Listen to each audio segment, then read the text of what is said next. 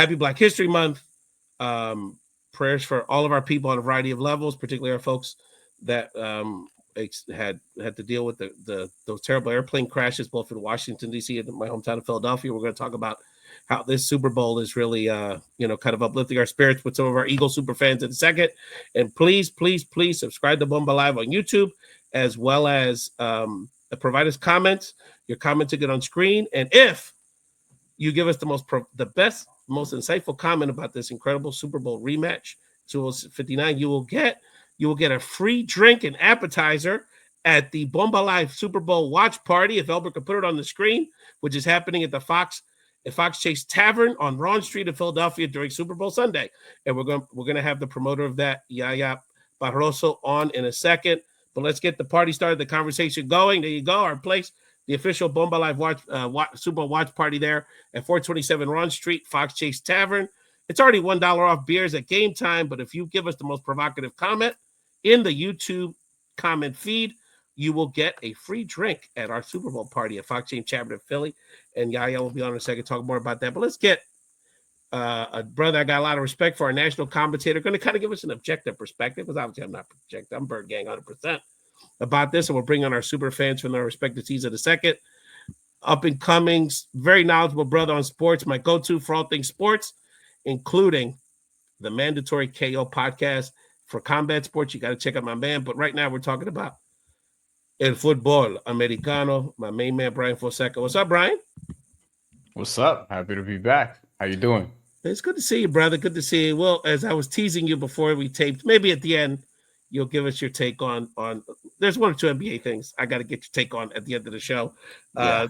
And my pathetic more of my comfort zone, admittedly, than way Super down Bowl, on Super Bowl. Yeah, on the list. But nevertheless, brother, it's good to see you, brother. Before we get into this, let people know where you're coming from and remind people about the content you're putting out there, including your fantastic mandatory KO podcast. There's too much to name. Just subscribe on YouTube at my name, and because I'm doing a lot there. Basketball, boxing, even dipped into some baseball, WNBA today. We had a live stream also. A bunch of y'all who checked it out, thank you. YouTube, and then some stuff at the Action Network in the Post, New York Post, that is. The sports section, not the news section. That's an important distinction. So yeah, there you go. Fantastic. Bryan, Super Bowl 59, brother. Before we get into some of the analysis of kind of the matchup, kind of a rematch, two top teams, what's kind of your big picture thought about this rematch Super Bowl 59 coming up with the Chiefs and Eagles?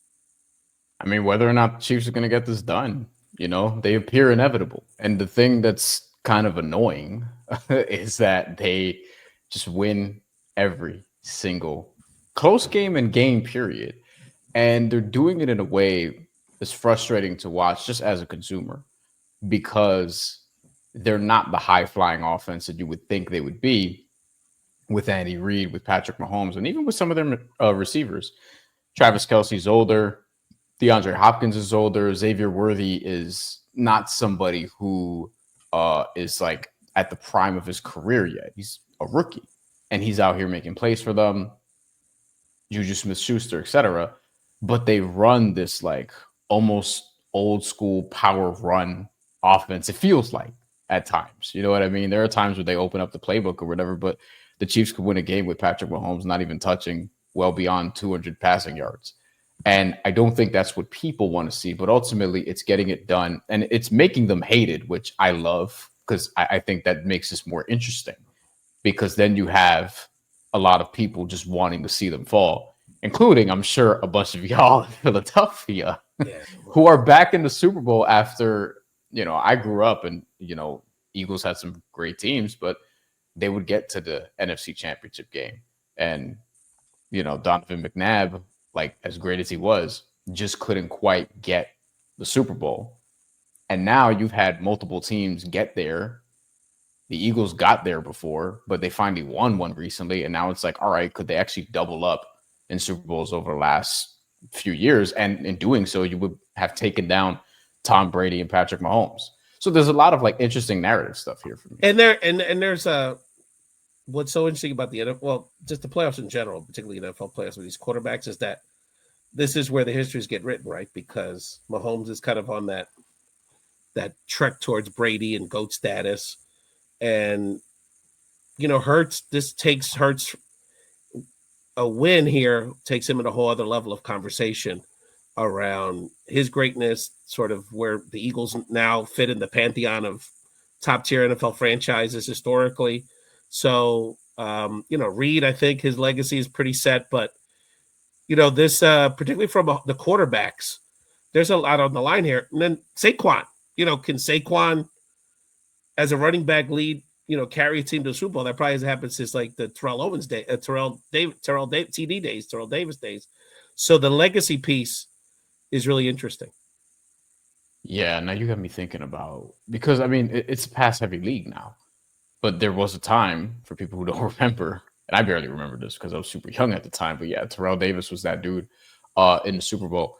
We haven't had a ton of, I mean, because Saquon Barkley's been exceptional, right? And there was this narrative going into the season, like, all right, even from a fantasy perspective, Saquon Barkley's older, Derrick Henry's older. Can you really trust these running backs? And now you have Derrick Henry helping Baltimore. They got deep into the playoffs, but didn't end up obviously making it here. Saquon Barkley, who's been exceptional, like a lot of people thought he was an injury risk going into the season.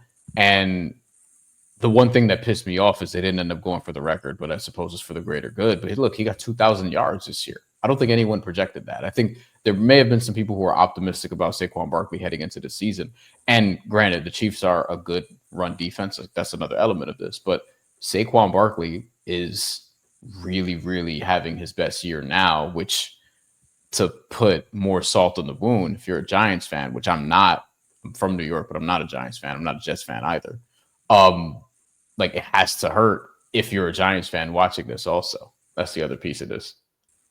It's amazing. And we encourage people to provide comments. We're going to put your best comments in the chat. And in fact, the best comment of the night from our audience is going to get a free appetizer and drink at our Super Bowl watch party in Philadelphia, the Fox Chase Tavern. So keep your comments coming. We'll put it on. Saludo a mi primo que está mirando a Puerto Rico, Alfredo Gonzalez, who gave us a comment earlier, and our buddy Julio Olmo down in Florida, big fan of the show.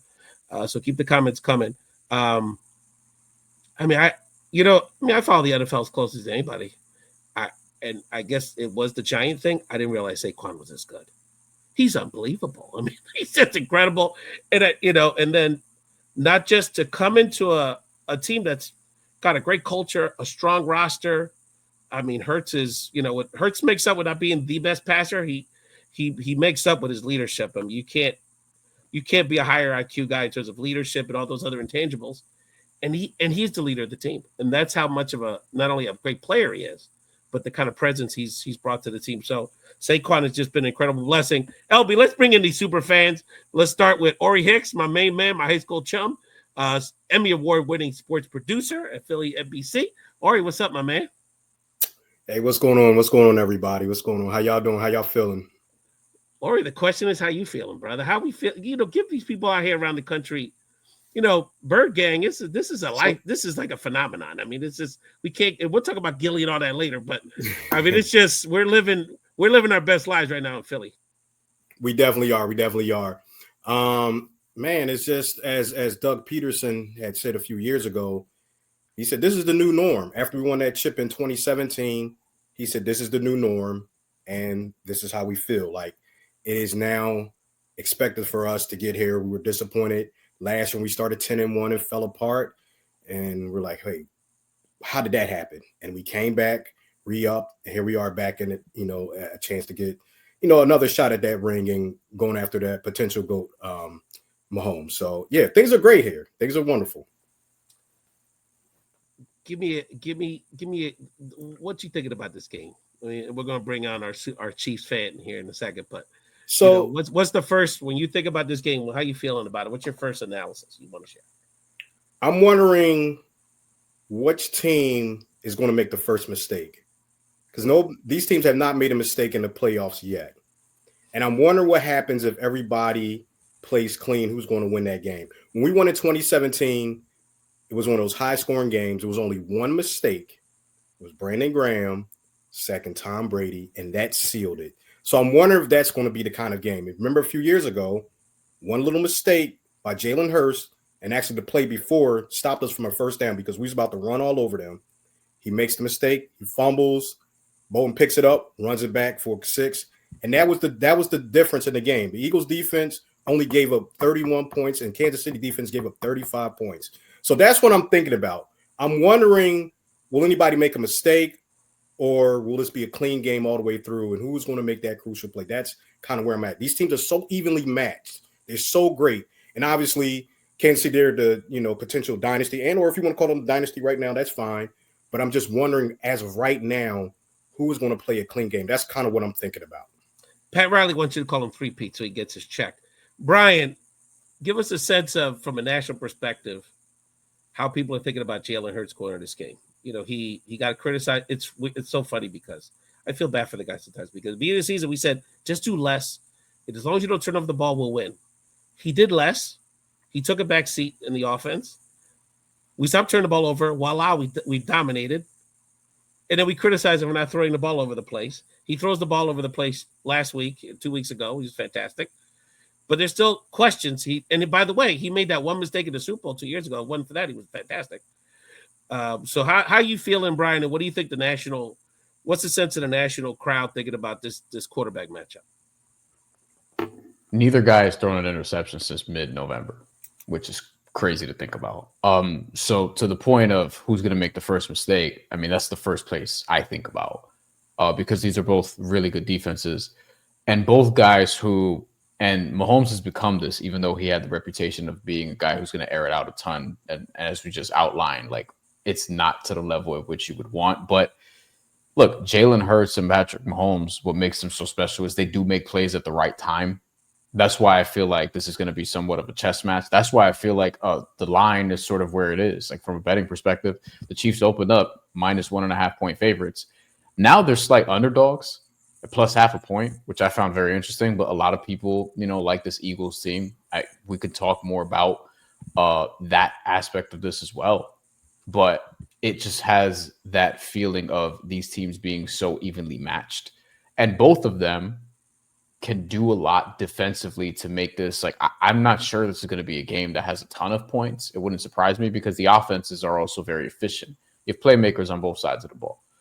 But to me, I think this is going to be a chess match more than anything else. I'd be stunned maybe a little too strong of a word, but in that territory, I'd be very surprised if this is a blowout in either direction. I'm contractually obligated to bring this young man on. This young man, whether it's Chief stuff, or this guy actually was the Team Mexico representative in my World Baseball Classic preview. And of course, Team Mexico got Puerto Rico in the WBC last year. But all jokes aside, this is my young fella, up and coming commentator and Chiefs super fan. Yes, the kingdom is back. Antonio Chaurand. Antonio is back. What's up, brother? What's going on, guys? I'm really happy to be on and happy to be the voice of reason and the voice of Chiefs Kingdom on the show tonight. So yes. Chief fans are very reasonable. Antonio, the floor is yours, brother. I know you're in your glory. This young guy doesn't know what hardship is. You know what I'm saying? To your point earlier, Bryan, about the Eagles finally getting to a couple of Super Bowls. He just lives the Mahomes life, and everything is just red and wonderful. So Antonio, your opening statement on behalf of the kingdom. Well, yeah, look, I live through the trauma of past fans. That is true. I have not necessarily experienced the full hardship of what it's like to be a Chiefs fan. Especially during the times where there was literally a 50-year span where we did not win a Super Bowl. I do remember, though, losing that 32-point lead to the Indianapolis Colts in 2013 in one half. That was pretty tough. I also remember losing in the playoffs to the Marcus Mariota-led Titans, where literally he threw a pass, one of our defenders batted it down, went right back into his hands, and he ran in for a touchdown. So, those little things here and there I remember. I also remember when there was literally a streak that we had that lasted weeks and months where we couldn't throw a touchdown pass to a wide receiver. That was the thing. And so to your point, I'm 24 years old, so I am in the prime of where, as a sports fan, oh shoot, what He happened? don't know. He don't know the pain, Orrie. He don't know the pain. He don't know the pain. He don't know the pain. I'm old enough to remember, Antonio, we had a lousy NBA team. I remember Scott Webb and Reggie Theus. Remember them back in the days when we were little kids, Orrie? So Kansas City should have a team. Oh, sorry, Antonio, I kind of don't chimed worry out about there it. for a Don't worry second. about it. Antonio, give us your first key for the Chiefs. I know y'all are incredibly confident, as you always are, but give us your first key to this for the Chiefs. My first key is really seeing how we are going to stop Saquon. That's the big thing. I mean, look, Saquon's a dog. All right, that guy is an absolute beast. You can't dispute it. So I'm really curious to see how our defense is going to look against Saquon in that. I mean, amazing O line that you guys have. So if we can see, because what that'll do, that'll dictate how Jalen Hurts is going to play this game, because Philly's offense isn't predicated on Jalen Hurts winning you the game. It's not. It's predicated on punch mouth, being able to run the ball, having complementary offense. It's you're not winning with Jalen Hurts' arm. At least that's not what they ask him to do. Is he capable of it? Yes. But that is not something that Philly and Sirianni ask him to do. You see that offense running more through Saquon. So if we're able to stop Saquon, I'm very interested to see how Jalen Hurts would hold up against that new game plan of him having to win it. Your run defense isn't necessarily your strength. No, it's not. But you also have a hell of a defensive coordinator who knows how to scheme. Orrie, it really starts with Saquon, because to Antonio's point, if we're holding the ball and if we're dictating that pace and that physicality, that's going to open up opportunities for Hurts. You know what? I think something that's underestimated about Jalen Hurts is that the whole offense revolves around Jalen Hurts. Antonio, you may say he's not able to, the game is not predicated necessarily on his arm, but it's on his mind. All those runs, a lot of those runs that Saquon has is because Jalen is reading the defense. You watch the Rams playoff game, you watch a few playoff games. Jalen was the one that got Saquon and the offensive line in those moments to call the right play, to do the right blocking assignments, and hit the right holes. So Jalen Hurts controls the whole thing with his mind, with his arm, and with Saquon. He is dictating the whole thing. It's like a puppet master. He's just looking at the defense. He's just looking at – that's what makes him so underrated, and where people don't get that. All those runs, y'all say Saquon. Look at Jalen. I will just go back and watch the plays. Just watch Jalen at the line.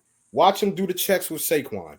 He's the one to give Saquon. And Saquon is great. Don't get me wrong. He is great. Because a lot of those runs, the average running back or great running back probably gets stopped for about 15 yards. Saquon is different. There are some players that are on the planet that are just different. Like Pat Mahomes is different. Saquon is different. So we had Jalen Hurts' mind, his arm, with a different kind of Saquon Barkley. It's tough. It's going to be tough to beat the Eagles. So I just want y'all to pay attention to Jalen Hurts, how he controls the game with his mind. Something that's not talked about enough on a lot of national shows or anything like that. It needs to be talked about more. Yeah, the running game too. He had that 41-yarder in the playoffs already. He's definitely been more explosive, I think, as the season's gone on with his legs as well. Bryan, going back to Saquon, and if you want to jump in with the Hurts too, is that I know you look at this from I'm intrigued when you're thinking from a bettor's perspective about Saquon in terms of yardage and some of the props and some of the angles you're looking at as it relates to Saquon. So talk to me about how you're looking at the Saquon factor from your lens. I am probably staying away from Saquon bets just because his over-under is ridiculous. It's like 114 yards or some crazy shit. Like, and there's people that I know and trust and have been successful betting the NFL this year who are on both sides of it, more so under than over. I'll admit 114 is a lot. I also don't think if the Eagles are going to win this game that they need him to do that. I don't think that needs to be the case either. I don't think there's a correlation there anyway, especially if it's going to be a smash mouth game, it doesn't mean Saquon Barkley necessarily has to get all the yardage either, because of all the other ways that the Eagles could produce.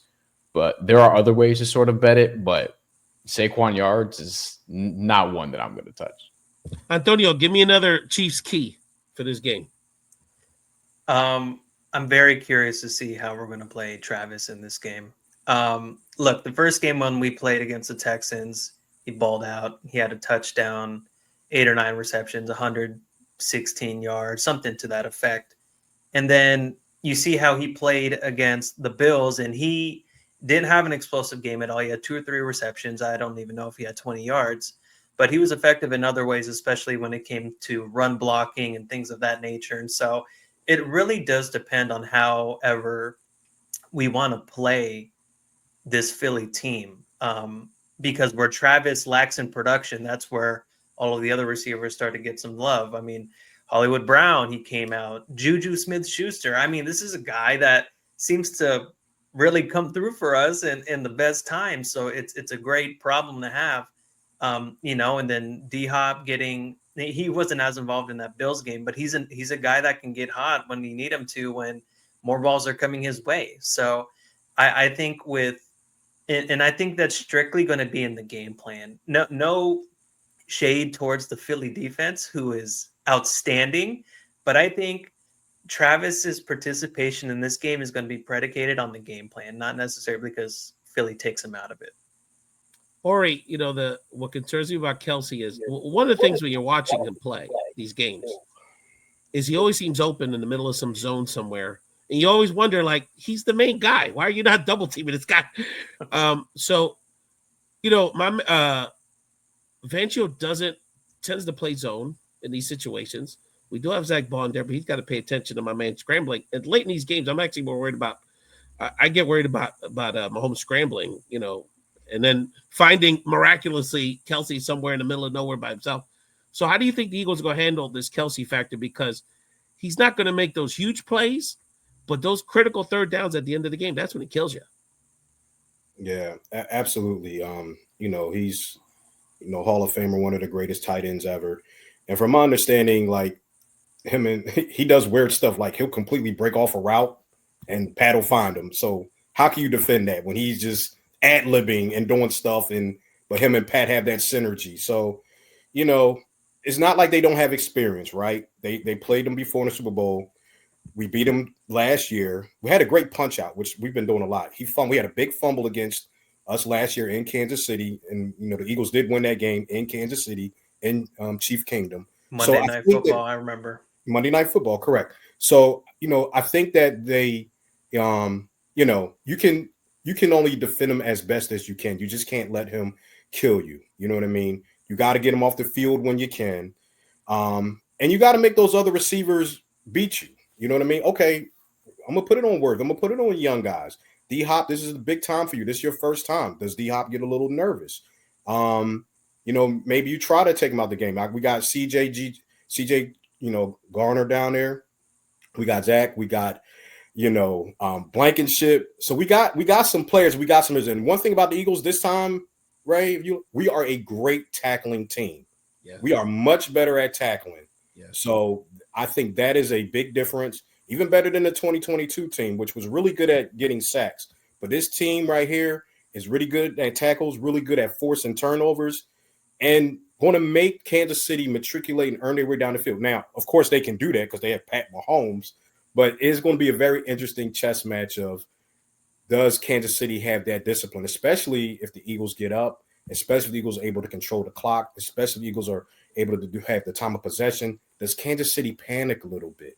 Do they say, no, I want to go for the home run? Instead of going to Travis, do I take a shot at Xavier Worthy? And maybe Quentin Michael's there to pick it off. So I think that's what you have to do. I think both teams are going to have to be disciplined. And it's going to be a great chess match. I can't wait to see it. It's going to be a great game. The prima Lisma Ver Roman Cardona, Eagle super fan in Camuy, Puerto Rico, chiming in. Lisma, always great to see you. And my man Carlos Valentin, Raider super fan, is watching from Brick City, New Jersey. Good to see you, Carlos. Let's bring on, speaking of super fans, the woman is throwing our Bomba Live Super Bowl watch party at Fox Chase Tavern, and a great Eagle super fan in her own right. Yaya Barrosa. Yaya, what's happening? What's up? You guys are catching me like eating food. The food is amazing here. It's an The amazing pl- Latino-owned restaurant. I got some chicharrones and some yuca fries going on right now. Having a great time as I'm speaking live from the tavern at this point. So it's about supporting Latino businesses and restaurants in Philadelphia, of course. And then go Eagles. But I have to be transparent. I'm not an Eagles fan. I'm a Steelers fan by default. wow. Great timing to make that revelation. Yaya, thank you. So this is But strictly a businesswoman move here to throw the party. Good for you. You always been about business. That's hilarious. that's it. It's about what we're generating for the city, especially now that we got to come together. Fox Chase being up in the Northeast, we have to support, what just occurred on Friday. Our hearts go out to that community in the Northeast with regards to the aircraft accident, and especially the families of those that have perished in that incident, and then families and of course households that have been affected, but the community as a whole, we have to keep them in prayer, support them in any way we can. Traumatized. I Yes, tell people that aren't from Philadelphia that, and all three of us are the same way. Yaya, Orrie, we literally know hundreds of people that live within 2 miles of that incident. right. So, Family, friends, and I was on that corner a month before eating lunch. mhm, So this right. hits real close to home. So Yaya, how, and for Orrie, you both of you, how is this Super Bowl helping with healing? Because Philly needs this right now, especially after what happened Friday, because everyone's on edge. Yes. So especially with Philadelphia, I feel like this city is we party hard, we work really hard, and we're diehard fans at the end of the day. And this will definitely create a space for healing, and definitely for us to come together as one city and be able to help each other, lift our spirits up, because there's been so much tragedy happening in the city, even with our kids, black or brown boys killing each other. That's got to stop. That's number one. And number two, just coming together as family and supporting each other in the community so that we could rebuild and just salvage, the little bit of peace that we have right now. This is a really um, time of turmoil that we're dealing with, but we always rise from the ashes as a city. So I'm very confident that the Eagles win will happen. Um, I'm also split in between the Chiefs and the Eagles because I have family that played for both teams. So of course, shout out to my boy JD. He played as a tight end, number 87, back in the day with Donovan McNabb, and Jason he Dunn, ended up Orrie. just Remember, yeah, he ended up blast from the past. retiring Blast from the in past. Yeah. KC's. Yeah, so we still communicate. That's my brother, and I still got love for both sides, But I I would remember, love this. Go ahead. Orrie, we were young. Like, I didn't meet any athletes or know anybody until I was like 37 years old. You know what I mean? So in my 20s, I wanted 7 friends to play fantasy football with. And I was like, yeah, I'm hanging out with these Eagles and hanging out with these Sixers and the VIP. I'm like, I'm just trying to be on. Sometimes the M Lounge, Blue Zeb, Blue Martini, all that Yeah, stuff. Orrie Putting shaking his myself head. out there, but You know the overall, vibes. I You know was the vibes. young and having fun. Yeah. Tell us about this party you're throwing on Sunday. So yes, Um, I'm all about hosting, great events, bringing the community together. So I'm at Fox Chase Tavern, 427 Broad Street, up in Fox Chase, between Berea and Oxford Ave. Come through. The food is amazing. The drinks are, we got $1 off of beers. So, and of course, a good time. TVs everywhere. We're here to partake, enjoy a win for Philly, much needed. And I know we're gonna bring that trophy home. And I want this trophy for my dad. He passed away, man. He was a diehard Eagles fan, oh and man. you know what I mean. I know he go up in heaven rooting for the boys. No doubt, no doubt, no doubt. So appreciate that. Again, anyone that we're gonna pick someone from the audience that gives us an excellent comment, a key to the game, some Right. provocative. So give us your predictions, give us a key to the game. We're gonna talk a little bit about some of the other elements of the game. I know we're all a little worried about Jake Elliott, or we're gonna talk about that in a second. But and definitely check out and support Yaya Barroso. Check out our Bomba Live watch party at Fox Chase Tavern this Yes. Sunday. At 427 I'm through. Ron Street in Northeast Philadelphia. All right, we're going to take a break. Albie, if you can play those Thank you. Best of Bomba Live clips. When we come back, we'll bring the panel back. We have a couple of Eagle and Chief super fans that want to chime in on this conversation. The Super Bowl Bomba Live preview show here on Bomba Live, the show you've been waiting for. I tell you a sick story. So in August, talking about how Bad Bunny's got his ear to the street, right? So in August, I take my family to the island, and we're at a restaurant in San Juan, Condado, I think, eating. And so what I like to do when I go to Puerto Rico or I meet younger Puerto Ricans from the island, I like to ask them who are the new artists on the island, so I can try to keep up, you know. So the mesero comes over, young guy, real, you know, the la calle kind of guy. And I said, oh, ¿quién está en la calle de lo nuevo? You know, ¿quién está pegando en la calle? And I swear to God, man, he goes, de verdad, Davey Omar Courts. And he does a song called Verdad. How much more organic can it get? Correcto. Talk to me about.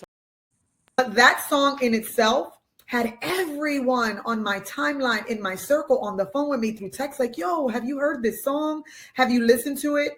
And it brought back just a sense of exactly what I believe he was trying to do. Brought back the sense of Puerto Rico. Like, we're in Philly and we're Puerto Ricans and we appreciate it and we aspire to be the best Puerto Ricans and we're proud of our cultura and like the Puerto Rican parade, we want to show ourselves.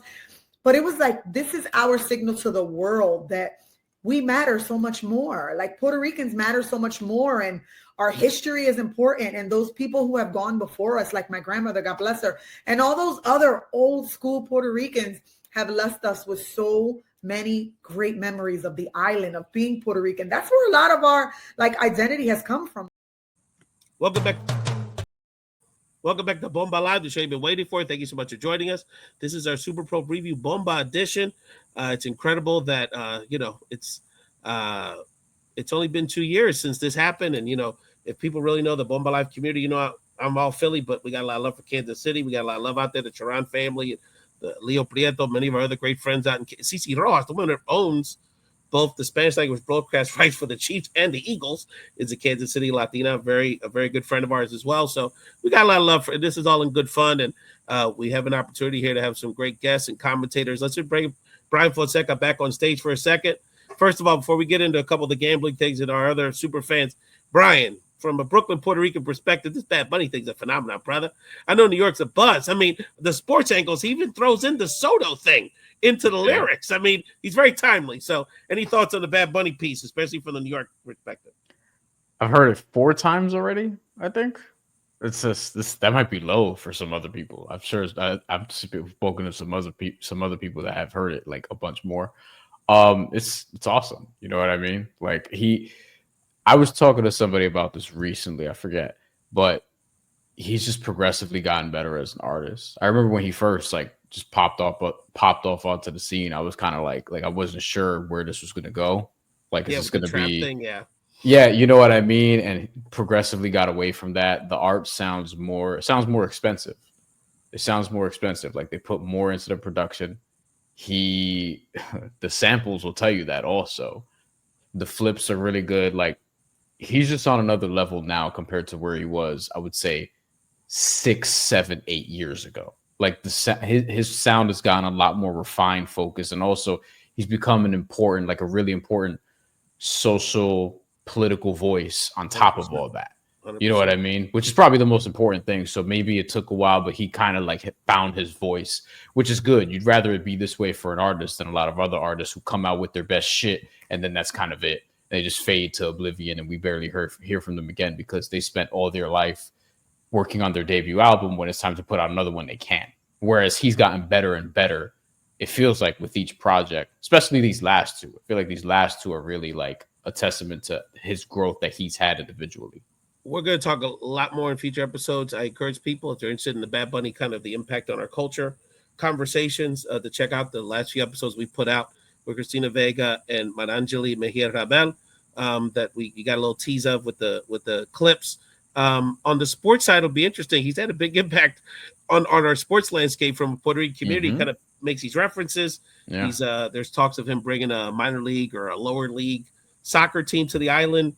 He has a team in the Puerto Rican basketball league, which the Latino artists, the Puerto Rican artist community on the island is kind of invested in. Yadier Molina and the rappers, and So that league is sort of set. Lavelle McGee's going to play in the league this year. I don't know if you saw that. He signed with somebody today. Look, BSN is a real league. I tell people this all the time. The BSN gets a lot of former NBA players who were not former NBA players from like 10 years ago, who were former NBA players like literally a year or two ago. Yeah. You know? Yeah. Like, and guys have come back to the NBA. Yeah. Boogie Cousins and a few other guys have had, it's been a springboard, and it's been a springboard to get some of these island talents kind of, G League love and kind of in bigger leagues in Europe. So let's bring the crew back on. Let's bring Orrie and Antonio on. So we'll talk about Bad Bunny with you, Orrie, another time. I know you have a lot of thoughts, but let's bring him back on. Antonio, though, I got to give Antonio credit. This young man, I gave him an assignment. I said, we love you, Antonio, but we can't do this right unless we have a couple of other Chief super fans to get the flavor, because me and Orrie and the rest of the crew are going to rep Philly. So Antonio, why don't you introduce us to your first Chief super fan that has something to say? I'm really curious to see who the hell is on here, because it's a bunch of people. I can't. All right, here's the first one. All right, there's Nate. All right, Nate Yanis, co-host of the Informed Idiots. Nate, go ahead, man. This guy knows his in and out. Yeah. Thanks for having me on, guys. Kansas City native, season ticket holder for 25 years. So I've probably been to 80 plus games in Arrowhead from the time I was 6 until I'm 40 this year. So appreciate you guys having me on. I've got a lot of background, and I fancy myself a football nerd. So I had a couple of things that I just thought were interesting, kind of talking points. My man wrote stuff down. This is very impressive. You definitely stepped up again for us. There were two things that I saw that just kind of jumped out at me as I was just looking into stuff for this. The first one was, this is the 4th time that 2 quarterbacks have faced each other twice in the Super Bowl. The 3 times prior to that, the guy who won the first one won the second one. So that bodes well for us. But Saquon is one of 3 players ever with 400 plus yards rushing in the playoffs. 2 other players have done that in history. Both of them ran for over 150 yards and won MVP of the Super Bowl. So just those 2 things right there kind of show you the depth of like what's going on and how kind of unique these 2 teams' past to this game has been. I think it's pretty simple, though. I missed the very beginning of you guys talking, but to me, this comes down to a couple of things. The RPOs that Philly ran this year, they were number 1 in the league by like 103. They out RPO'd the number 2 team, Anthony Richardson. It was like 274 to 101. They lead the league, obviously, in rushing from RPOs. So I think that's going to be a big key. If we can bottle that up, the defense can figure out a way to read those and keep him from breaking runs outside. I went back and rewatched a lot of Saquon stuff, and there was a surprising amount of games where he really didn't go off. I looked at the Panthers game. I looked at the Ravens game, and I didn't really think there was anything you could learn from their playoff run where it felt like you could learn a lot about the Chiefs from ours. Everybody gives the refs thing, but you guys got gifted one. First play of the first playoff game, fumble on the kickoff. Everybody says it goes to the Green Bay Packers. You guys get it. You score within the first 40 seconds of the game. So credit to the team. There's nothing like, it's the same thing with us. We can't control the refs, so you can't be upset at the situation the team was put in. But I just don't think you can really learn much. And then even with that, it was still a close game. And they had, I think, 4 turnovers forced on Green Bay in that game. And then you have a blizzard game, and most people who watched that game thought the Rams were the team that should have won that game. You guys did everything you had to do to win it. So I see your face. It was a tight game. If that's played on a regular field or not quite as bad as snow, I'd really like to see what would have happened with that. Can I push back? Can I just push back real quick? I just want to talk to that Jump point. in there, Orrie. Jump in there. I think people are saying it was a close game because of a couple of plays that didn't happen. If AJ doesn't drop the ball on the goal line, that's a touchdown. If Becton doesn't have legal procedure down or an eligible man down the field, that Goddard is on the 1 yard line. So people talk about those plays. It was a close game. And the most important thing, Jake Elliott missed extra points. Because you say the if he makes those, we win. So my ifs canceled out all those ifs that people think that the Rams were close. Eagles were going to win that game. The unarguable point about both teams is I think we got the two best teams in the league playing against each other. I think for the most part throughout this season, as a Chiefs fan, I don't want to say frustrating.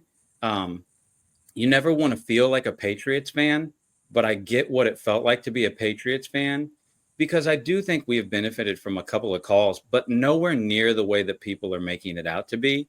And like this season, it was really weird to me, the fact that the Chiefs have done something that literally nobody has ever done before. And the only thing people wanted to talk about was they're not as good as they were. It's like, I'm curious to hear from you guys.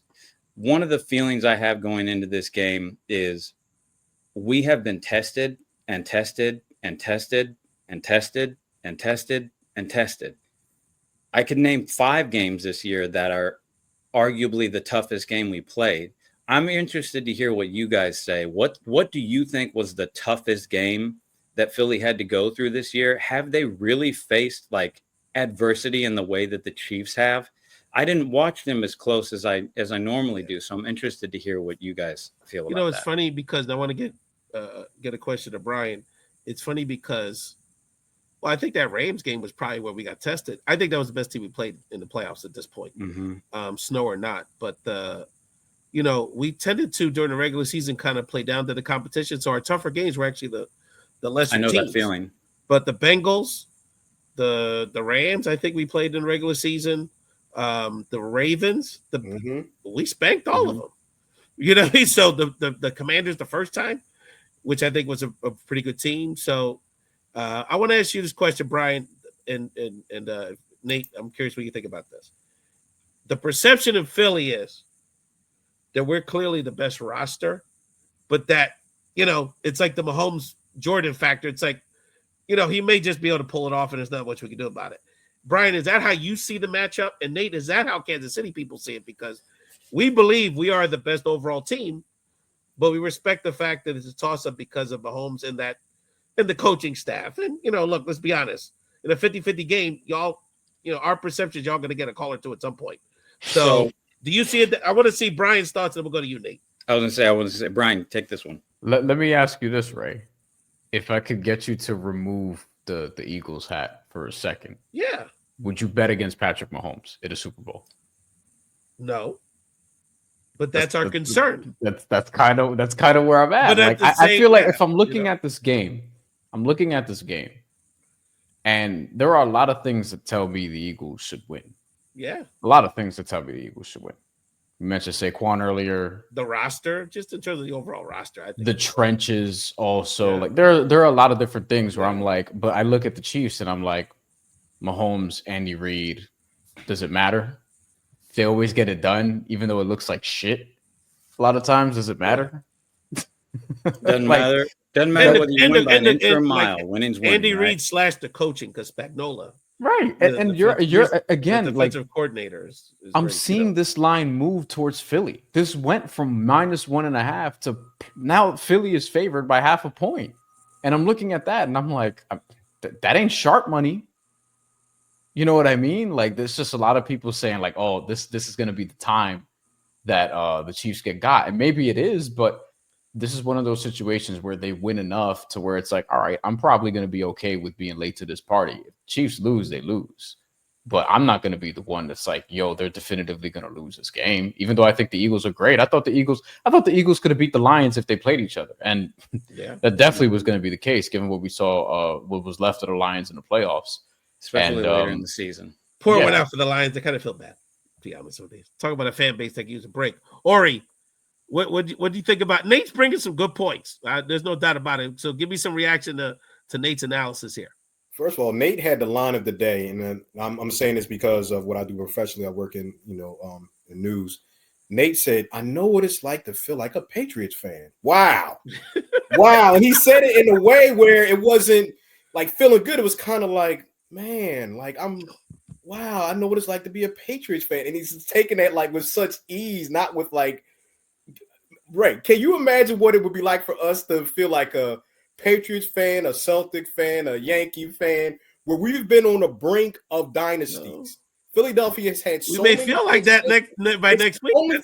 We're right there. It's the only thing that's missing. Earlier. This is such a pivotal game in our trajectory. It's the only thing that's missing in my lifetime that I need before hopefully the man above takes me up there. As I need to see a dynasty before I go. You know what I mean? So shout out to nice. Let me tell you guys something crazy. I was 30 years old when the Chiefs finally drafted a quarterback in the first round.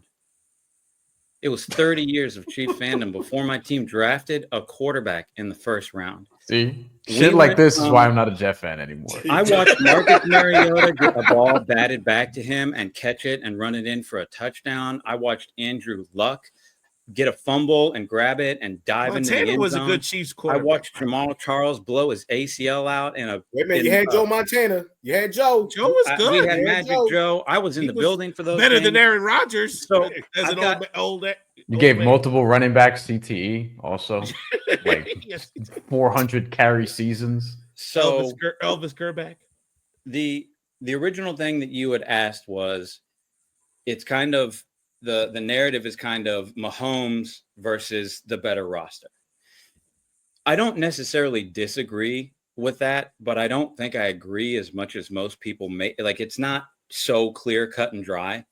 I think, we've got 2 Hall of Famers, probably 3 on the offense right now. I think Tooney's probably going to go into the Hall of Fame. Clearly, Pat and Travis are, right? The wealth of experience that we have, just like your guys' offensive line, like, you can't replace experience and you can't replace playing with each other. So I think our roster is a lot better than people think it is. That's why we had the best record in football this year. It's just like you guys have the feeling of all these young DBs. Well, the last time we played you, that was us. So like we know what it feels like to have those fiery young guys who come in, and mesh with your veterans. So I think the one thing I've come away with was I don't think this team is better than your last Super Bowl team. Before I came on, I rewatched your guys' Super Bowl show from a couple of years ago. And one guy, Dom, I think, came on wearing a dog mask, and Orrie was talking about. He would have been on, by the way, but he's at the. Orrie was talking about leading the league in sacks, and like that squad had 4 guys with 10 plus sacks. Yeah. You could rotate 8, 9 defensive linemen. We had exposed him, but Bradbury played pretty well for you guys throughout most of that season until the end there. Slay was way better than he is right now. I think the adjustments that Fangio has made with the man match and their zone stuff, that to me has extended the career of those other guys.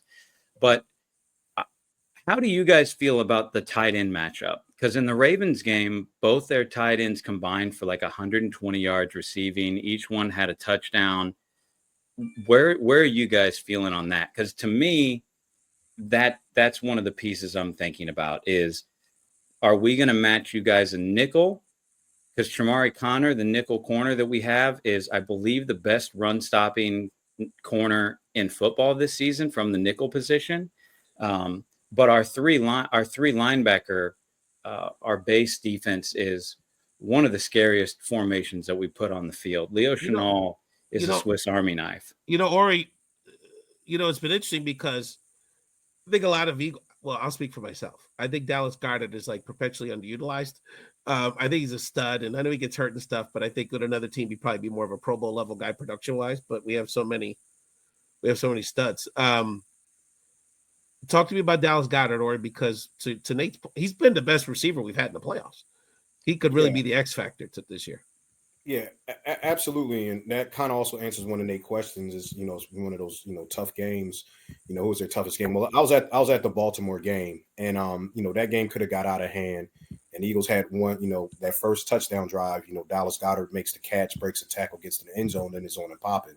So Dallas Goedert definitely is a safety net for Jalen Hurts. And I don't know if you guys are paying attention. You watched the Washington game last week. They added some wrinkles to the offense. Had Dallas Goedert doing some jet sweeps and things like that. So that's telling me that Dallas Goedert is feeling real good and is making Spags and all the other guys have to prepare for something else, and now they have to look out. It's amazing when your offensive coordinator is trying to get a head coaching job, how creative he gets. I mean, Kellen Moore has been vanilla all year. I mean, I've been waiting for this guy to wake up over there. Hey, listen, help us get that ring in New Orleans and go ahead and take the job in New Orleans the next day. I'm fine with that. It's all love. I don't need that Dallas loser around anymore. But with Nate, we're talking about obviously Travis Kelce. I mean, he's a Hall of Famer. There's nothing you could do. Obviously, he breaks off routes. He does special stuff. He's going to make plays. You just got to contain him as best as you can. I think Dallas Goedert is absolutely a key for the Eagles. But the Eagles have more than one weapon. As far as the nickel defense, I would love that if I'm an Eagles fan. I think with our powerful offensive line, that actually works in our advantage. And Saquon's different. Yeah, you might be able to tackle your average running back, but Saquon, he gets you one shake, one mix, is off to the house. And it does something. And I think Antonio might feel this. If he hits a 65-yarder on a 55-yarder, doesn't it want to just deflate you a little bit? And I know the Chiefs are great. The Chiefs haven't really done well with rushing. A lot of people be able to run on them, especially in the playoffs. You got to admit, with the crowd and whatnot, and don't worry, I'm not saying Mahomes will get shook or anything like that, but it definitely would give a boost to the Eagles if they miss tackle or let him hit the hole for another home run. What do you guys think? Yeah, of course. I mean, if Saquon rips off a 60, 65-yarder and goes to the house, I mean, yeah, Chris going to be like, damn. But at the same time, I thought Nate made a good point opening up where, Philly has one of the more physical defenses in this entire league. And because of that, I think that's why this is such a great matchup, because so do we. I mean, our guys hit. I love Justin Reed. The way that he flies out of that safety position, just knocks a guy on his ass. I mean, that gets me up out of my chair. Seriously. I mean, him, Nick Bolton, Leo Chenal, Karlaftis, all those guys, they're just really big, physical dudes. I mean, Karlaftis had a freaking show in that divisional game against the Texans where he had like 3 sacks and it felt like a matter of like 2 minutes. I mean, he was going crazy. Now that O-line for the Texans, nowhere near in comparison to your guys' O-line. I'm not saying that, but that does something to a guy's confidence, especially a guy like Karlaftis, who's maybe his 3rd year in the league. We have a draft class where all they know are Super Bowl wins, and to Nate's point, what he was saying as well, where you guys are having that younger core on your defensive side as well, that was us a few seasons ago. Just imagine now where they're at, 2, 3, 4 years now, experience, and all of the experience, again, all of it is in the playoffs. I mean, Patrick Mahomes, all he knows is AFC Championship games and up. So the fact that we have so many of these younger guys where they're getting all of this experience that very slim amount of your typical general NFL players get in their entire career. I mean, I think that in itself says a lot. Before we bring on a couple of the other fans, and I appreciate everyone's patience, got a couple other super fans in the queue. Bryan, give us from a gambling perspective, brother, give us 1 or 2 tips or trends you're looking at that our folks should be thinking about for this game. We were just talking about Dallas Goedert, and a lot of us at Action Network like his over, which right now is at 50.5 receiving yards. It was at 49.5 earlier. It's climbed up to even the 52.5 out there right now. But I mean, the Chiefs have been. I'll take that as a Chiefs fan. Yeah, like the Chiefs have been kind of suspect against tight ends. If you look at the overall production in some of these games recently, 90 yards to tight ends against the Steelers on Christmas. You have 48 against the Browns, and that was on 13 targets. But you also have a couple games where it's like 71 against the Chargers, 126 against, well, this is Brock Bowers, but still the Raiders, 128 against the Panthers. Like, that's one that we talked about the involvement that Dallas Goedert could get involved. Like, that's one of the spaces where you could actually hurt the Chiefs, I think, even more so than anything else offensively. It's just getting your tight ends involved. And Dallas Goedert with the physicality, like, that's going to be very helpful. I expect him to be utilized properly in this game. So that's one over that I like. There are a couple other things that I've been looking at too, but that's one because we were just talking about Goddard that immediately sprung to my attention. You know, and Orrie can tell you that. Hold on. And Orrie can tell you that, you know, he can't block much, but Grant Calcaterra, our number 2 tight end, he can, you know, he's a really good pass catcher, and he sort of comes out of nowhere, you know. So I could see if either Goddard's got to step out the game or in the double tight end set that he could be utilized. Let's get another super fan up here, Ramona from Kansas City. How are you, friend? Great to see you. Good, how are you? One of our Lady Chief fans, Ramona. How you feeling about this game, my friend? You know, any given Sunday, right? So it can go any direction. And as I put in the chat, you know, number 2 in defense, but of course we pull it out because we're number 16 in offense. So it depends upon what's going on. But I thought it was, God love my fellow Chiefs fan when Nate said he was 30 years old before we drafted the first. And I'm like, buddy, I was 50. So just wait a little bit longer. I had an uncle, rest in peace, Theo Carmelo, that was a Jet fan in the AFL days in Queens back in the days. He used to go when they were in the AFL. So there's a lot of history with our families with these teams, you know. I know. You know, it's I feel good about it, but I don't take anything for granted because anything can happen. It just depends upon what some of the folks that show up or don't show up. And I was teasing somebody and I said, you know what, I've been yelling about Taylor needs to get out of here. I'm getting frustrated at the games. I'm not talking about Taylor Swift. I'm talking about Jawan Taylor, because every time you turn around, if you're at the stadium, you're hearing as far as there's a penalty of some sort. And I'm like, I know it's number 74, regardless of what happens, it's going to be him. And so, this whole bandwagon thing of people hating on us that we're getting all the calls and, you know, the refs are in Chiefs uniforms and stuff. It's going to be interesting to see what happens. But I feel good about it. I think it's a great matchup. Would have been great if Jason Kelce had waited another year to retire, to have both of them at the same time. But, you know, it is what it is. Cam Jerkins, his replacement, a Pro Bowler. It's incredible how that worked out. Okay. Ramona, give us I know you've been listening to the commentary. And by the way, Nate, you were fantastic, bro. We'd love to have you back another time. He was fantastic. Great. But give us another key or another observation, give us something that is someone that's watched every snap of these Chiefs all year that people should be considering. So I think people need to consider the fact that, you know, we lost Isaiah Pacheco and Hollywood Brown and some of these folks early on in the season. And so, you know, normally you get to this point and your teams are tired because they've been playing now, 18 games plus the postseason, so on and so forth. And so we've got a deeper bench for some of these folks that, if we're utilized correctly, can be dangerous. So it's going to be interesting to see, you know, how exactly they utilize them. You know, Bryan, Ramona brings up a good point. We haven't talked about the Chief running back much. Isaiah Pacheco, what's the other running back? The guy they signed that he's been Kareem around. Hunt. Kareem Hunt. Kareem Hunt. I mean, much love for Pacheco body, but Boricua, Puerto Rican young man. He grew up about 20 minutes where I'm at in South Jersey, right here, Violin High School. Power guys, but not guys that are going to make big plays. So, what are you looking at for them, Bryan? And if you have any thoughts on them from a gambling perspective? I mean, I have Kareem Hunt's under. Okay, it's 45 and a half rushing yards. Philly's defense is really good. They're really strong in the trenches. Also, from an Isaiah Pacheco perspective, I'm not sure. Like he's been injured this year, right? And he got injured out the gate, so he hasn't really been able to get it going. Yeah. And they've been leaning on Kareem Hunt more. Like Isaiah Pacheco, this is actually one of the other bets that you could look at.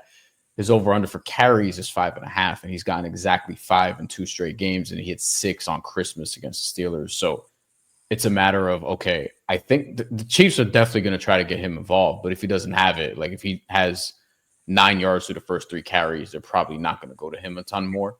And I think the run defense may actually have to, like, they may force Patrick Mahomes to try to make plays. I think Patrick Mahomes rushing is going to be something that's important to this offense. Like they're going to try and smash mouth their way, and Samaje Perine also. Yeah.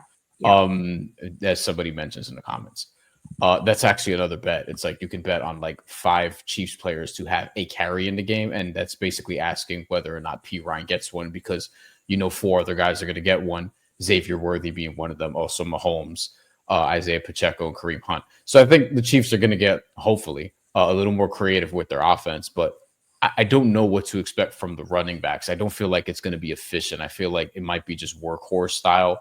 And if you're the Chiefs, you want Isaiah Pacheco to earn more than 5 carries. It's basically where you're at. Ramona, we got a few other people I want to include, but I want to make sure if you have any final thoughts or just your final words here on behalf of the Kingdom.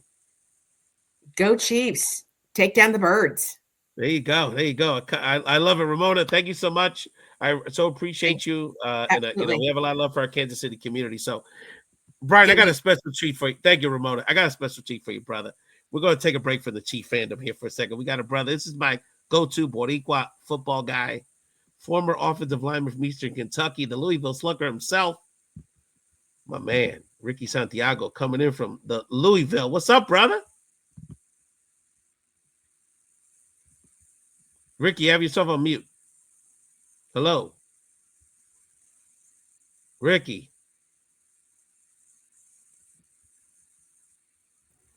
Can you hear?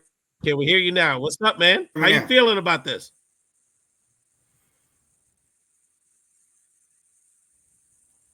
Ricky's having some technical difficulties. Selby, if you could help us in the back there with Ricky, let's bring on Enrique and Alex. Hold on for a second. They've been very patient back here. Hey, what's up, guys? Hey, how you doing? You're full regalia. So I know y'all. We had to. You know it. How y'all feeling about this, guys, gentlemen? You feeling good, Alex? Yeah, I'm feeling good. I'm gonna let my dad take it from here because I know he has something to say about. I'm sure he does. He's got to say about a lot of things. Yeah. No, I mean it's going to be a tough matchup, but you have to have faith in Mahomes. If it's a close game, like most people are saying, a 1-possession game, I don't know how you bet against the Chiefs, given that that's been kind of their calling card all year. And I think if Pat Mahomes has the ball in his hands at the end of the game, that's just dangerous. I'm sure Philly fans don't want to see that. For Chiefs fans, we do want to see that. I think if Philly is going to win this game, they're going to have to be up by at least a couple of scores late in the game, just to give the Chiefs, not to give us enough time to come back. But if it's a close game, I like our chances. And I think what everybody else has said here about Saquon, and I got to take care of that. But don't sleep on our running backs. Don't sleep on the screen game from Andy Reid either. I'm sure he's got some tricks up his sleeve like he always does. And you give him a couple weeks to prepare. He'll be ready. I'm sure there were some things that we talked about. Bryan was talking about Mahomes running. If you think about, they brought out a couple of plays that they had not run all year against Buffalo. A couple of design runs from Mahomes. We caught him off guard. And Nate brought up a good point about the tight ends. We'll see how Kelsey does, but don't sleep on Noah Gray. Noah Gray's been a heck of a tight end for us. He's been down here recently. When Travis wasn't playing his best in the beginning of the season, Noah Gray had some good games for us. So, from an offensive perspective, I think we'll be good. But we got to see what the defense is going to do. If we give up a bunch of yards, that's we've had running backs that have run over 100 yards, 150 yards, and the Chiefs still find a way to win. Right? It's kind of that bend, don't break. So we'll see if Philly gets in the red zone. Can they punch it in? Enrique, do you have a question for Bryan? Bryan's got to leave us in a second, so I want to make sure we get our final questions in for Bryan. Yeah, no, sure. Bryan, I appreciate some of what you're bringing to the table, but again, I'm just curious. I saw a stat recently that Mahomes is like 3-0 or 4-0 against the top defense in the league. Every time he's faced them, he's has a passer rating like 130 something. The guy throws for over 300 yards, a couple of touchdowns a game. It's like he almost plays better. I'm just curious. Philly's up there. They're one of the top 3 defenses, I think, in the league. Any concern there, that you've seen, or any concern that as a Chiefs fan we should have? Sure. I mean, because we've seen them sort of get stifled before, but ultimately, if it's close in the fourth quarter, I just have confidence that they're going to figure it out.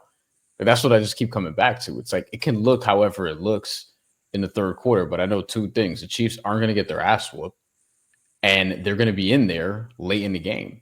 And if that's going to be the case, then I like their chances. They did get their butt whipped once in the Super Bowl, so it's not impossible. So, All right. I mean, Here we that was go. when they had zero offensive line, to be fair. Spoken like an Eagles fan. Come on, Rafael. Spoken like it's an facts. It's factual. It's zero It's offensive factual. line. Let's make Ricky Santiago is your mic worker, brother. We got to hear from this brother right here, Ricky. Take it away, let me check. All right, can everybody hear me now? You're good. So, Ricky, as a former offensive lineman, I know you like the line play. We can talk about that all day. But Ricky, first of all, I know you're in Louisville, Kentucky. What team do you root for? I don't know your NFL team. I'm curious. What's your Man, you know, normally I cheer for the Steelers, but I'm cheering for the Eagles today.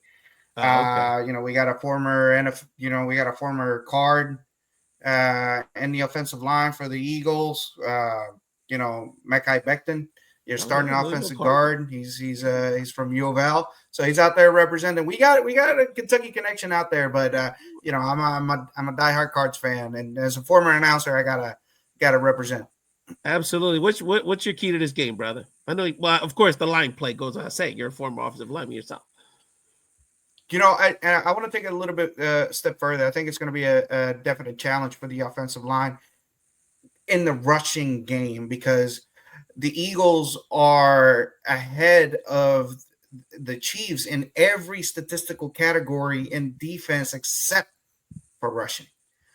So you have a perennial 2,000-yard rusher versus the better defensive team in rushing out of the two teams. So I think that's going to be key, is whether the offensive line can help Saquon get going. It's going to be key.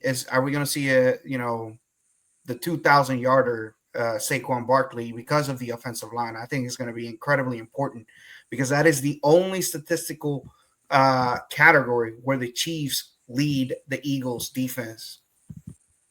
No doubt, no doubt. I know, Bryan, you got to run. I wanted to make sure we got to do another show with Ricky, because Ricky and I will go back and forth debating who is the greatest Puerto Rican NFL player of all times, and I think he's still on Robert Quinn, but that's another story for another time.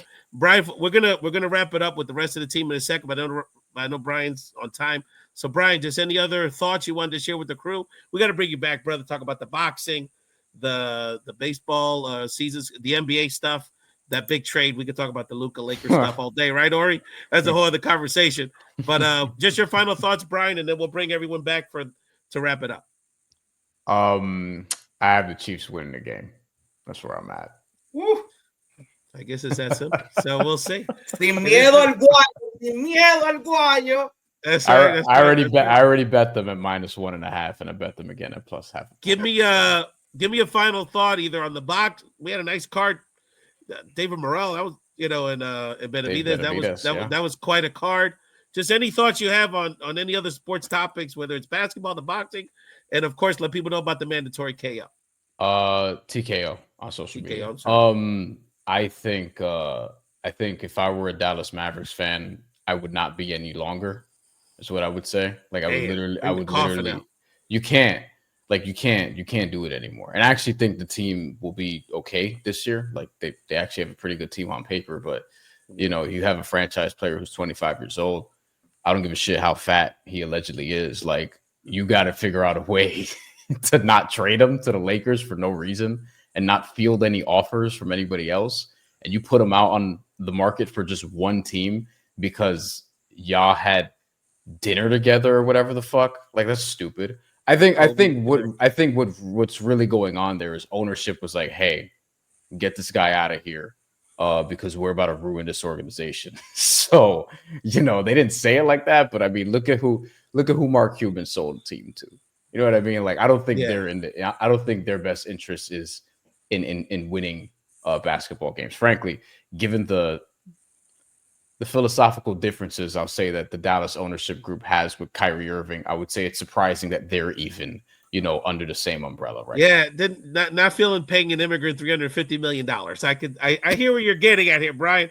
Bryan Fonseca, you gotta support this brother. Thank you so much. We're gonna keep the rest of the crew on. And definitely follow the Mandatory TKO podcast. If you're into boxing, then my man, right after all the big fights on Saturday nights. We're doing a show in 45 minutes. That's why I gotta get ready. Oh, okay, fantastic. So definitely support, and we'll share that out when you're on. Thank you, Brian. Appreciate you. Let's bring on Orrie. I'm scared. The special team just frightens me. It just frightens me so much. Get me off the ledge about the special teams. Elliott, Worthy doing something on a punt return. I mean, they just frighten the hell out of me. I think the special teams, other than Elliott, I think the special teams is okay. I think we got Cooper DeJean back there fielding punts and things like that. So I think we should feel good. And actually, Jake Elliott's his playoff career, he's only really missed one field goal. And he made some big kicks already. He's already a Super Bowl champion. So he's not scared of the moment, right? He already has a ring. He made kicks in the other Super Bowl. So I think this time is money time. I know we're a little nervous because he missed those extra points and, made it a little closer than the Rams game that gave people belief that the Rams had a chance. We're not going to talk about that again. But anyway, I believe in Jake Elliott, this Eagles special teams. I believe in this special teams. The Eagles are a very well-rounded team. Not a lot of flaws, but if you're going to give us one flaw, one little thing, then yeah, Jake Elliott is your concern. But you got to go with the fact that he's a champion. He's already a champion. He's already kicked them. Do we remember the 60-yard kick he did against the Giants the Super Bowl year prior to getting that championship Super Bowl? He made all the big kicks against the Patriots. I mean, he's got, you know what I mean? So I think we can, if we want to rely on people's past, like the Mahomes and the Reeds and everybody, we got to include Jake Elliott in that as well, That's right? We can't have it both ways. That's right. 100%. And on the special teams has caused 2 turnovers in the playoffs. So that we've been getting a lot of production. And the punter, between him stepping up with the punting man, Brandon man, and the holding, the punter has really stepped it up. Yeah. Antonio, your special teams is always considered a strength of the Chiefs. Buckner's not what he used to be in a lot of levels. So how you feel about your special teams, brother? Well, off the field, I can't stand the guy. But you can't dispute what he puts between the hashes. So I'll leave it at that. But look, I mean, our special teams, I think, is one of our strong suits. Absolutely. I mean, yeah, he got injured. I know Bucker did throughout the season. He got that leg surgery. Seems to still be doing the exact same thing that jacked up his knee to begin with. I don't know if it's just a bad habit he can't shake. So, long term, that you're a little bit concerned just for the overall health of his knee there. But in Bucker, we trust. I have no issue.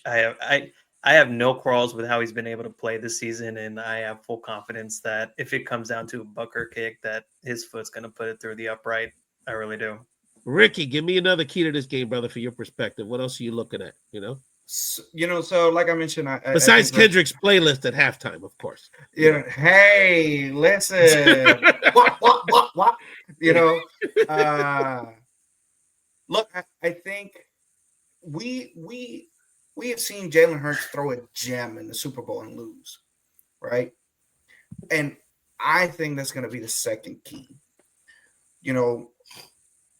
The Chiefs' passing defense, when we break down statistically the Chiefs' passing defense, if Jalen goes for 300, it's a wrap. But I don't think that's going to be the ball game. I think it's going to be Jalen Hurts rushing that's going to actually put the Eagles in play. That's very interesting. Nate, give us a final word, a final thought that we're going to. Yaga is going to give us her in person there at our spot where we're going to have our Bomba Live watch party. But Nate, a final thought, brother. So a couple things to leave you guys with. We have 3 wins in the Super Bowl after trailing by 10 points. So I don't think it matters if they get out in front early in. I think we're still going to be able to come back to it. And then I feel like losing Kelsey and adding Becton is a good thing, but I feel like it is a net negative on the offensive line.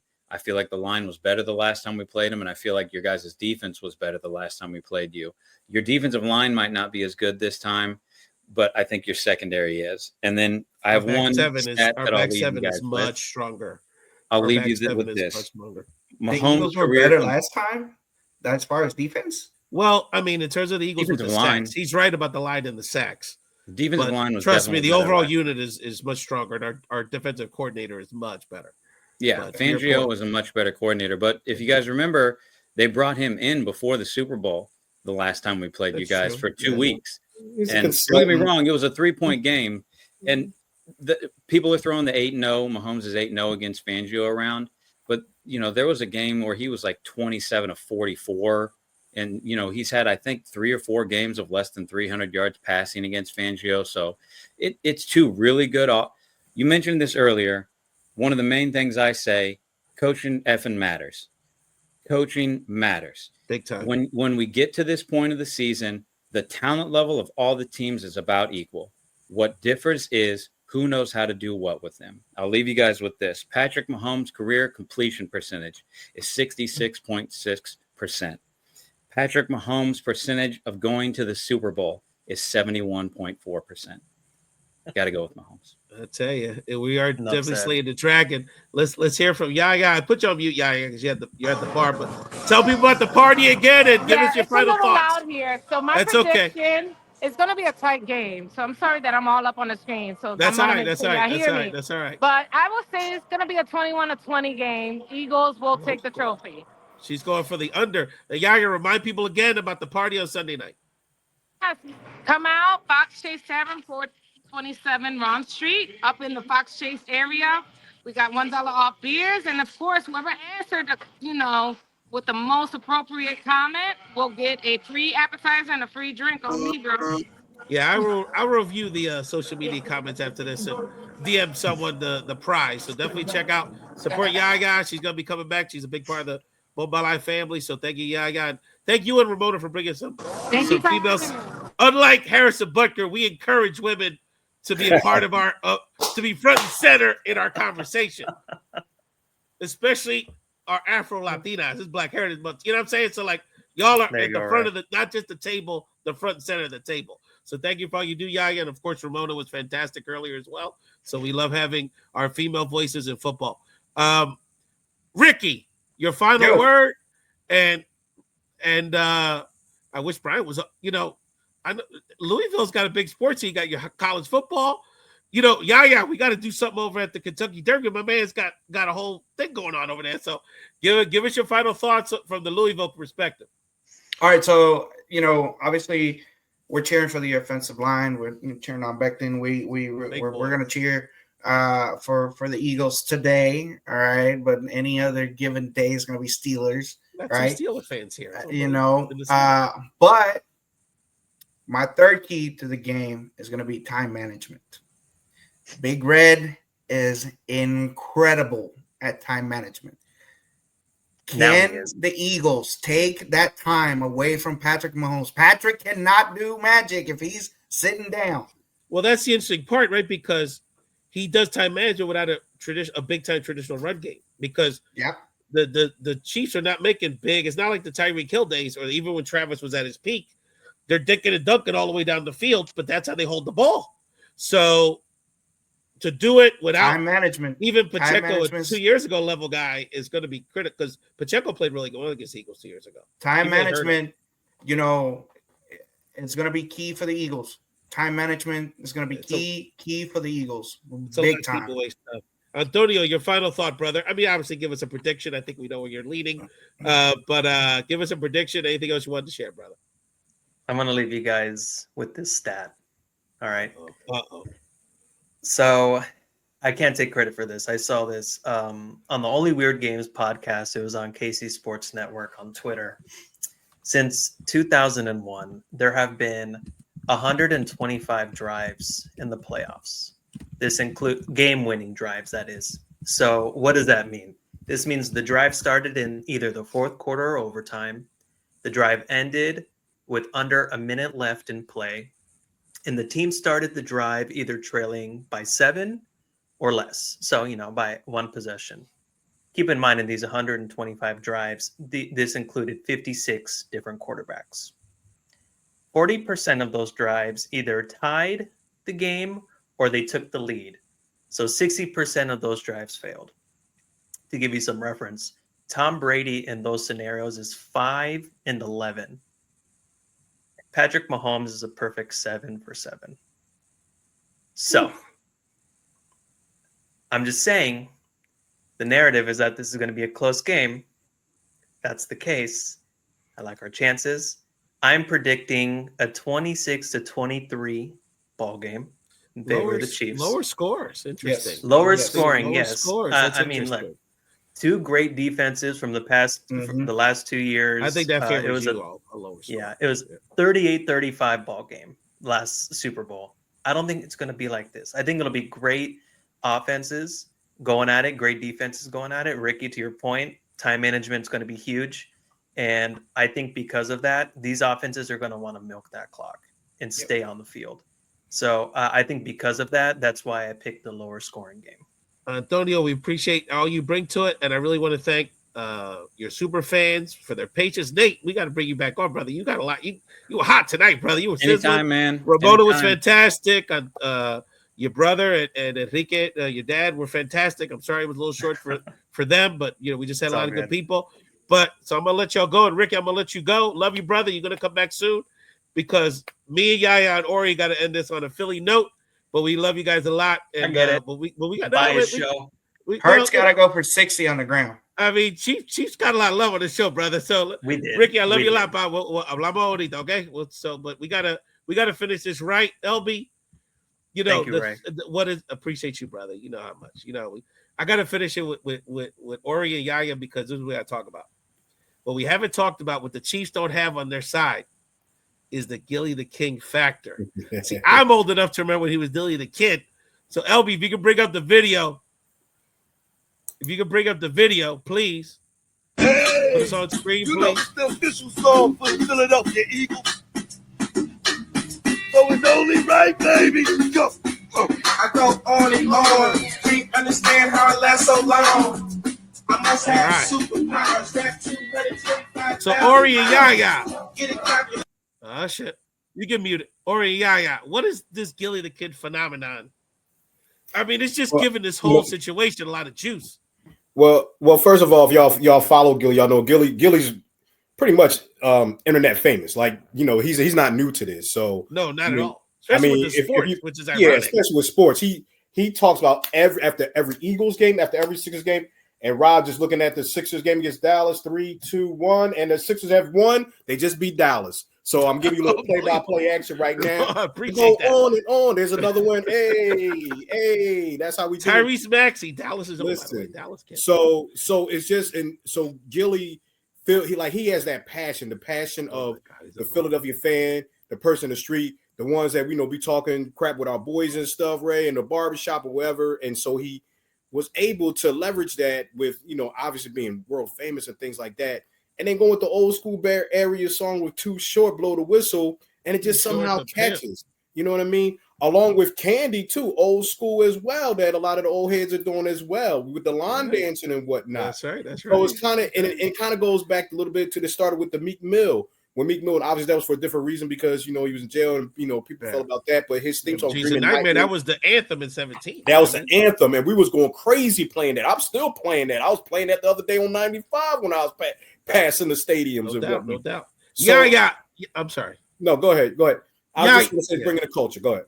Well, that's what I want to talk Yaya about because Yaya has always been an intersection with culture in Philly, and Yaya the Gilly and the hip hop, even though Too Short's from Oakland, but bringing kind of in a sense old school hip hop into this is bringing generations together because there's young bucks that never even heard that song. There's more to come. Yes, I mean, shoot, the family artistry is we keep it vibing. We have to connect. We got to keep the community going. We got to support our Black, brown businesses in the city, sports, music, art. We're fully talented to keep this movement going. At this point, I don't care who's president. We're going to do our own thing. We're going to create our own little niche in our own little community, and we're going to keep the vibe going. Yeah, and it's another story for another time. We don't have time to get into it now. But one of the things that I tell our friends around the country that watch this, particularly the Latinos that maybe don't know like the Philly history as much, is that just our generation, right?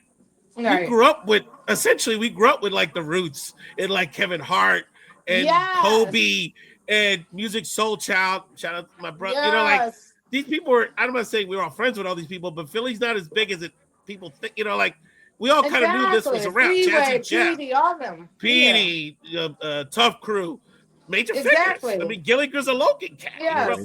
He grew up with us. Orrie grew up in Olney. You know what I mean? Like free all the, like state property, like all of Will Smith. Like all of these, and even the Pinks and people like that. Like they're all like part of that generation. Jeff freaking be at my stoop. You know what I mean? Like that's the kind of camaraderie and community we had. And me and Orrie went to high school with Marvin Harrison. Like and people now that are involved in politics in Philly and all that stuff. So like that what's it's one of the last things we have left, frankly, for a lot of reasons, is that the Eagles in sports brings all of it together.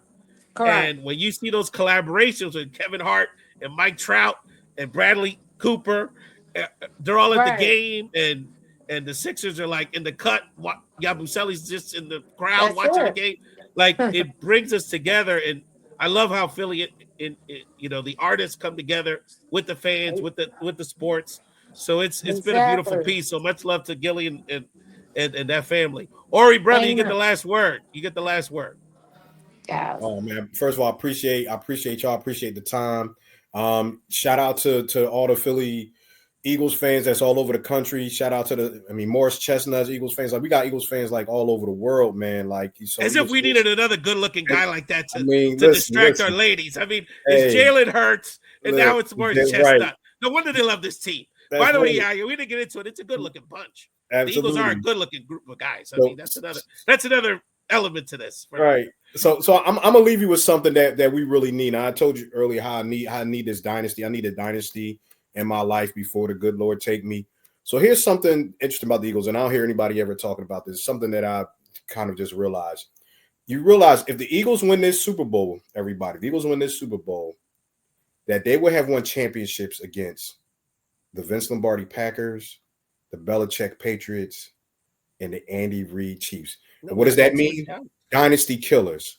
That's who we are, or dynasty beaters. I like that. Can you imagine us being the only team in NFL being dynasty beaters? Nobody has beaten a Belichick and a Vince Lombardi team. We're the only team right now. Nobody really beat that Cowboy team. They sort of beat themselves. No. But I must say, I want a PA Bowl. I need the Steelers and the Eagles at a Super Bowl. That would be fun. That would be.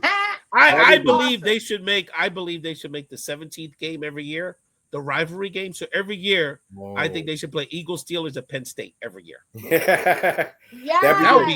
People would love that. 50-50, you split the tickets. You know what's crazy? Everyone would have a good time. So my wife from Pittsburgh. So that's I go that's what's up. You know what I mean? So funny. Yeah.